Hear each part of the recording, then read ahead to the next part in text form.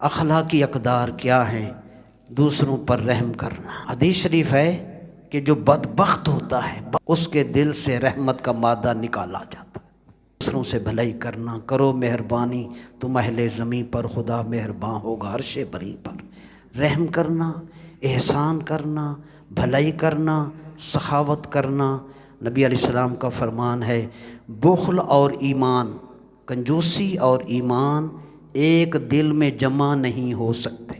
اللہ پتہ نہیں 24 گھنٹوں میں رب ہماری کتنی خطائیں معاف کرتا ہے۔ اس کی سب سے بڑی صفت یہ ہے کہ گناہوں کو معاف کرتا ہے، پھر صبح کو اعلیٰ ناشتہ بھی دیتا ہے، کھانا بھی دیتا ہے، رات کو بھی کھانا دیتا ہے۔ قرآن شریف نے فرمایا حضور کے غلاموں کی صفت والعافین عن الناس، جو حضور رسول اللہ کے غلام ہیں وہ معاف کرنے والے ہیں۔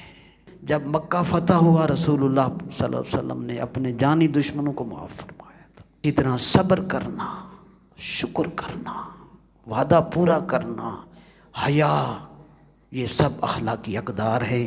یہ سب حسین پھول میرے اندر آپ میں جب جمع ہو جائیں گے تو آپ کا اخلاق حسین ہو جائے گا۔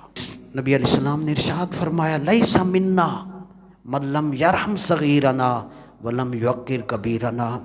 گھروں میں بھی، دفتروں میں بھی، بازاروں میں بھی یہ ہوتے ہیں، کوئی چھوٹے ہوتے ہیں، کئی بڑے ہوتے ہیں آپ سے، تو رسول اللہ صلی اللہ علیہ وسلم نے آپ کو پابند کیا۔ حضور نے فرمایا جس نے ہمارے چھوٹوں پر رحم نہ کیا، ہمارے بڑوں کا احترام نہ کیا، وہ ہم سے نہیں ہے، یعنی وہ رسول اللہ صلی اللہ علیہ وسلم کی امت سے خارج ہے۔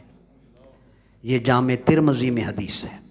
حضور نے مسلمان کی شرط یہی رکھی المسلم من سلم المسلمون من لسانہ و یدہ، صحیح بخاری حدیث شریف نمبر 10۔